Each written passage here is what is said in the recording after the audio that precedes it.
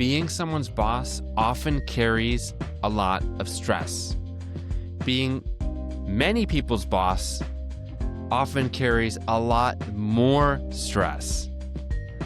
So what on earth can we do about it? Well, I have a solution, I believe, to solve about 50% of the stress you're experiencing. You might not agree with me on this, but I dare you to try this and see if you don't also experience a significant reduction in stress. Welcome to IDD Leader, where human services leaders grow their impact, lead with heart, and build the workplaces our field deserves. I'm your host, Nate Beers. Let's dive in. And if I can be honest with you, I'm really pumped about today's conversation. It's short, it's sweet, and it's powerful. Many of us experience a lot of stress when we are managing or supervising people in any way, shape, or form. And it didn't always happen the way that we thought it was going to happen. I don't know if your experience is like this at all, but when I first promoted, I thought, oh, cool, I get to help, set the stage for how stuff's supposed to get done, make sure it gets done. And then I ran around and just tried to get a lot of stuff done and kind of make sure that the other people were doing their stuff too. I didn't realize that at some level, by saying yes to that role of being a boss, I was also saying yes to, hey, all these problems that other people are experiencing, they're going to get to transfer and dump some of those onto you, if not many of those onto you. I had no idea. In hindsight, it seems like, how could I have missed it? But you don't know what you don't know until you know it. So if you are caught in this cycle of a lot of stress, a lot of headaches and challenges with the competing demands of whether that's 10 people on your team or you're overseeing a team with hundreds or 1,000 people that somehow filter back up to you, I've got something that I think you'll find really useful. This is the last podcast in April, and April has been and continues to be Stronger Supervisors Month on the IDD Leader podcast. I've devoted the whole month to simple, practical tools to help supervisors at any level have their job go better, their life get easier, and simply be able to lead people smarter, not harder. Today's no exception to that. Here's my goal, that within a few minutes from now, by the end of this episode, you're going to have clarity on how you can reduce your stress very significantly. I'm going to propose as much as 50% reduction in stress by leveraging one tool. Now, I'll get into the tool in a moment, I promise, but I need to lay one other piece of groundwork for this, and that is to say that stress, anxiety, the pressures of the job, it's very multifaceted, and so there's no silver bullet, obviously. I'm not trying to promise that today. There's a lot of factors that go into it, and any steps you take that help reduce stress has a compounding effect.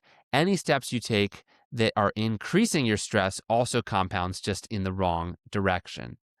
And so I do want to say that this should be part of a multi-prong or multifaceted approach, that if you're trying to reduce your stress to be able to lead better, then consider that there are probably other options needed as well. But having said that, I'm just going to go out on a limb here. This maybe you might disagree. This might be slightly controversial to you, but here's what I propose to you. This is what I believe. That if you ask better questions more often, your stress can reduce by 50% or more. Now, Nate, really? You're probably thinking to yourself like, so just asking better questions. Well, actually, yes, that is what I'm saying. And if you disagree with me, you're watching this on YouTube, feel free to put it in the chat. Or, hopefully you don't write an awful review on Apple Podcasts or something like that, but you can reach out to me by email. It's easy to find it on the website, iddleader.com. In any case, but let me back this up so it's just not a free-floating statement there. When I ask good questions get people who are working for me to take more ownership of their jobs, to self-correct, and really for them to feel more known and valued and to love showing up to work. Good questions is one of the biggest tickets to getting things unstuck with colleagues or with people above me in whatever role I'm in, or even with a board if I am the executive director. Asking good questions unlocks so many things. And I'll demonstrate it for you here in just a moment, that it has a rippling effect. And the more that I'm getting into this, I'll be perfectly honest, I'm still learning this. This is not, I mean, I've come a long ways from where I was. I see people that do this better than me, and I think, wow, I just sort of marvel at it. And it's one of those skills that flies under the radar so often. That's why I think it's worth having its whole own episode, even a short one. Asking good questions. What kind of a difference does it make? If let's suppose I'm having a conversation with someone that works for me. I can start by asking questions about, you know, how are you doing? How's your family? How would you say that this last month has been in compared to the last few months before it? Kind of just a quick check-in, assess how they're feeling, how it's going. I can ask a couple questions about what they like about their job. This is a powerful question. Hey, what's one of your favorite things that you do on a regular basis? Or what's the best moment you had at work in the last 2 weeks? That's a powerful question. I can ask, what feels unnecessarily hard or difficult at this job? What process doesn't even make sense that we do here? If you were in charge, what's one of the first things you would fix to help anybody else that's in your role have their lives get easier? See, those are 3 or 4 different ways of asking kind of at the same thing. I'm starting to get their perspective. Now, a lot of times when we start by asking questions, we do things like, hey, did you get that done? Hey, can you get that thing for me? Can you do this? Can you go there? Can you bring that person with you and do transport? It's very basic content. Can you or will you do this one thing or do this series of things? And that's not that's not the kind of question I'm talking about. Although, yeah, asking that as opposed to just telling it is still an improvement. Don't get me wrong. But the kinds of questions that lead to lasting change or where things can really get less stressful is, first of all, asking people how they can do their job better and how you can make their life easier in them doing their job. No one knows their job better than they do. No one knows their experience of their job better than they do. That's a whole different level question. After a team meeting, if you have someone that you're talking with, and then let's suppose someone you supervise, and you're in some kind of a meeting with multiple stakeholders. Could be family members, could be other service providers, could be an annual meeting or whatever. It's some kind of a team meeting. After the meeting, whoever's on your team, or at least with one person on your team who was there at that meeting, ask them, hey, how do you think that meeting went? What do you think was the most important part of what happened? Do you feel that we moved the needle? Did things go forward?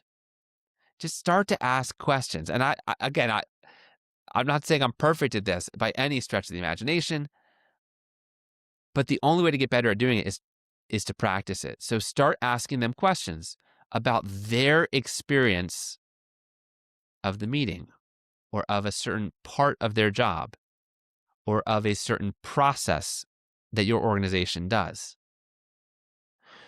This is also asking people about their experience of things is also a very powerful tool if we're trying to help them correct their performance. Hey, how did that go for you when such and such happened? And asking them questions. Asking questions along the lines of, what's standing in between you, where you currently are, and where we want you to be, or where the standard is? How can we help correct that? In last week's episode, I talked to you about leading with the question, if you're about to have a performance conversation where you need to correct something, leading with the question of, help me understand, and then asking for something about their perspective or their experience of whatever it is the thing that you're going to correct. And if they're all defensive, guess what? You can still level it up with a question. If someone's real defensive, if you're starting to ask them about something, you don't have to say, well, too bad that's what you're saying. This is how it has to be. You can say, does it feel like we're going around in a circle? Or does it feel like we're having the same conversation over and over again? What do you think will happen if nothing changes? What do you think someone in my shoes is going to have to do if nothing changes? Again, There are so many ways you can ask it, but asking powerful questions. Now, this works not just for people you're supervising, this works for people that you answer to or that are colleagues. You can ask things like, why are we doing it this way? Does it have to be done this way?